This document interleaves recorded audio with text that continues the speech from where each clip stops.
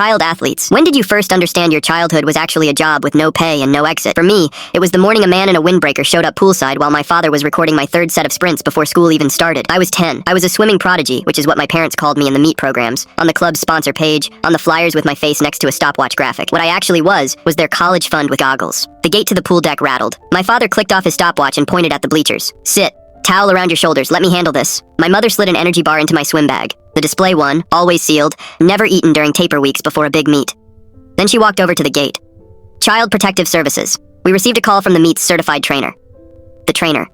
The one who'd examined my shoulder after finals, who'd noticed how I favored one arm on the pullout, who'd asked, apparently kids don't usually ask this, whether she was required to report how many hours a week I was in the water. The caseworker's name was Mr. Okafor. My mother greeted him with the booster club voice, the sponsor voice. He lives for this sport. Ask him yourself. He did ask, with my parents standing just behind him where only I could see my father's face. I gave the answer I'd rehearsed my whole life. Swimming's my whole world. I'm really lucky my parents support me like this. Smile from the flyer. Posture from every awards banquet. He opened a folder. The trainer noted a rotator cuff strain you've been swimming through for 6 weeks. I'm just tough. Runs in the family. Your enrollment forms list you as homeschooled. Can I see your lesson plans? My father laughed the laugh he used with meet officials. He trains 30 hours a week and travels to nationals 4 times a year. He's already faster than most college recruits. You want him doing worksheets instead? Something shifted in Mr. Okafor's expression. He stood. I'd like to speak with him alone. Absolutely not. Then this becomes a police matter instead of a conversation. They stepped away from the bleachers. My mother's hand on my shoulder as she passed said everything her mouth couldn't with a stranger watching. Careful. The gate clicked shut behind them. Mr. Okafor sat beside me and didn't start with swimming. He held out a page. Can you read the first line for me? The letters did what they always did. Blurred and scattered apart. I hadn't been in a real classroom since I was 7. Nobody had ever waited long enough to notice. He waited almost a full minute. My ears went hot. Everything's really good here, I said, loud enough to carry to the gate. He lowered his voice. Show me where you rest between sessions. I had an answer ready. A locker room lounge staged with ribbons and a cot with clean sheets. But my shoulder was throbbing. My stomach was hollow from a cut week that never really ended. I was so tired I'd stopped calling it tired. I called it commitment. The equipment room, I whispered, so I can get back in faster if Dad calls an extra set. He followed me there. A sleeping bag between kickboard bins. A whiteboard listing my split times from every set that week. Dated. Circled in red where I'd missed a target. A locked mini fridge. He photographed all of it silently, his hands not quite steady. A doctor arrived within the hour while my parents argued with the club director in the parking lot. The exam said what I couldn't. A shoulder with damage that takes years to build. The frame of a kid running on far too little for far too long. When asked gently about meals and sleep,